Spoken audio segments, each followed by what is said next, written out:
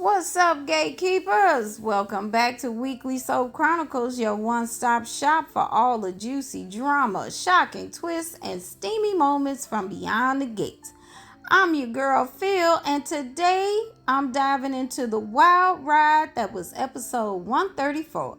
But first, I need you to like, subscribe, and hit that notification bell so you never miss a recap with a little bit of flair. Let's get into it. First up, we're at the club where Vanessa and Doug are sipping cocktails and looking fabulous.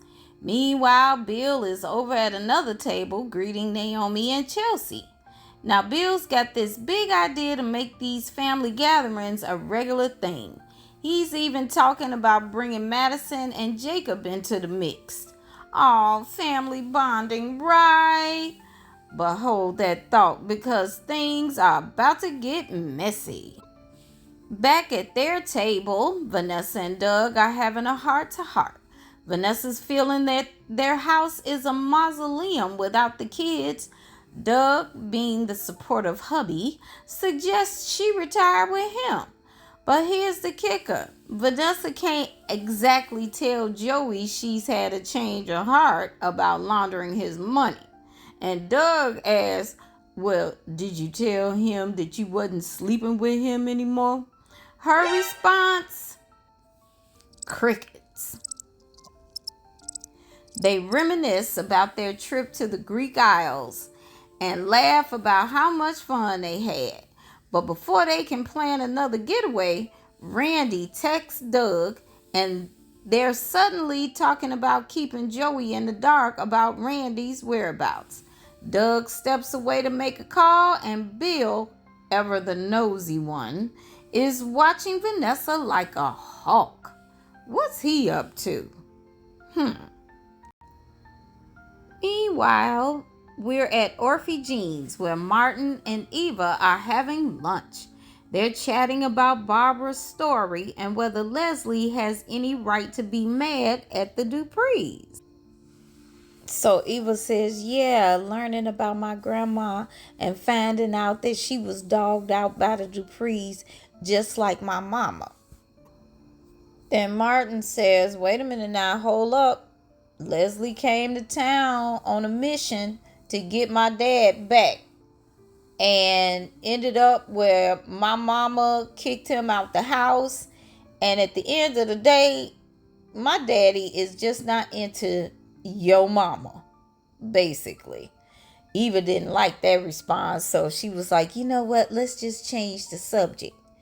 Now I see Eva is on her mama's side and going against the Duprees.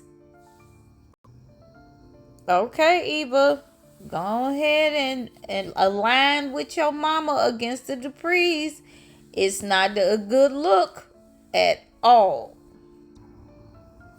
June shows up and Martin introduces her to Eva as his half-sister. They're all getting along great, and Eva even suggests June hooking up with Nicole would be a good thing. Tomas arrives looking somber, and when Martin asks how things are with Kat, Tomas says, we couldn't be better. But Eva's got that sixth sense, and she knows he's not telling the whole truth. After Martin leaves with June, Tomas the mannequin opens up to Eva. Apparently, Kat apologized for putting him in the middle of things, and she's been acting different, like she's had an attitude adjustment. Tomas was thrilled until things didn't go so well in the bedroom again. He told Kat he thought they were broken as a couple, but he'd never criticized her lovemaking. Eva asks if Kat's criticizing his technique. And Tomas is like, wait a minute now, lower your voice. I ain't trying to let that information get out. But he admits Kat wasn't ready for bang bang, and he let her talk him into it. Ooh, this relationship is on thin ice. And I wish they would just break them up already. Now, over at Nicole's place, Anita stops by and learns that Ted slept with Leslie. Anita's reaction: what was he thinking? Nicole explains that Ted was drunk, and while she knows she has no say in what he does, it's still a slap in the face after his big speech about being devoted to her. But he was devoted to her for 30 some odd years. Nicole's ready to move forward with the divorce, and Anita tells her it's good she knows the truth now. Nicole admits she feels stupid for putting Ted on a pedestal, and Anita gives her a much needed hug. Nicole, please. She never gave Ted a chance. She literally pushed Ted in Leslie's arms. When he came over to the house to express how he felt, and she sat up there, oh, what do you want? A street named after you?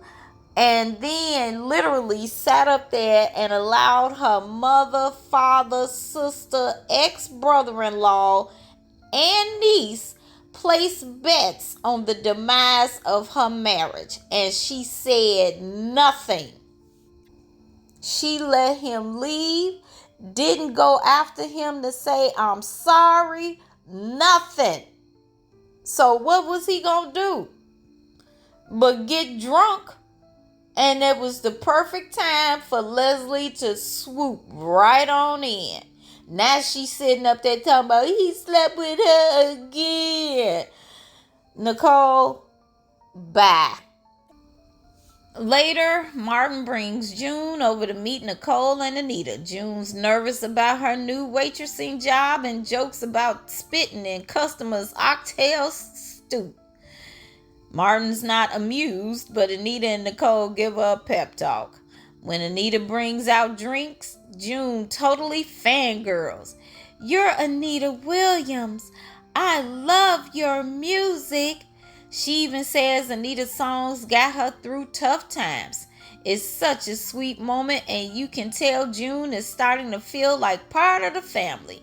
Nicole and Anita are rooting for her, and honestly, so am I. Back at the club, Kat joins her family, but Naomi has to leave early. That leaves Kat and Chelsea to chat, and boy, does Kat spill the tea. She tells Chelsea that Bang Bang with Tomas was a disaster. Again. She's attracted to him, but her body and mind just aren't syncing up. Tomas isn't having fun either, and even says she's broken.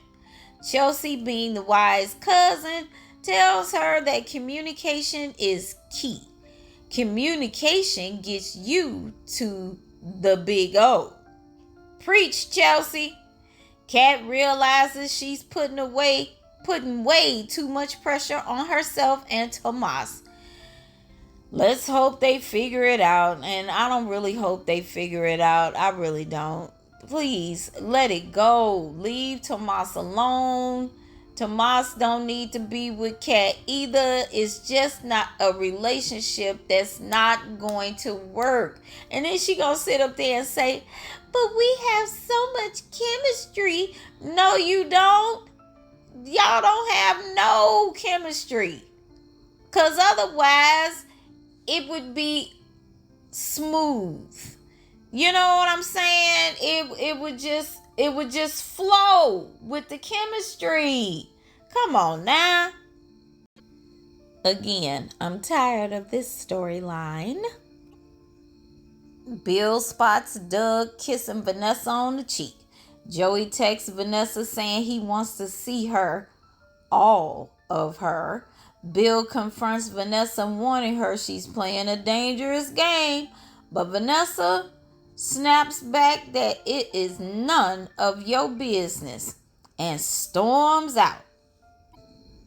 Doug heads to Orphe Jean's to meet up with Randy. Randy's done some digging and tells Doug there's no connection between Bill and Joey. Doug is relieved, but something tells me this isn't the end of that storyline. Stay tuned. And finally, Gatekeepers, let's head to Las Vegas, where Dani and Andre are drunker than that thing and living their best lives. They stumble into a wedding chapel, and Andre, in his tipsy glory, asks if they could get married. Dani's got cold feet a little bit, so what do? Flip a coin, of course. Heads it is, and they're ready for the Sammy Davis Jr. special. Except Sammy's off duty. Enter Anita the drag queen. Yep, you heard that right. Dani's convinced this is a sign, and the wedding begins. They cracking jokes, Anita's singing, and Andre promises to bring Dani coffee in the morning. But wait, they forgot the rings. After a quick detour for some cheap cigar rings, the ceremony resumes. They exchange hilariously improvised vows, kiss, and take photos. Later, they're back at the hotel. Andre carries her across the threshold. They fall on the bed, start making out a little bit until Andre passes out. Classic, okay? The man was snoring. So, any rate, that's a wrap on episode 134 of Beyond the Gates. What did you think, Gatekeepers? Are Dani and Andre the new power couple? Or is this Vegas wedding doomed? Will Vanessa's secrets catch up to her? And can Kat and Tomas save their relationship? No! Let me know your thoughts in the comments below. Don't forget to like, subscribe, and hit that notification bell so you never miss an episode of Weekly Soap Chronicles. Until next time, Gatekeepers, keep the drama alive.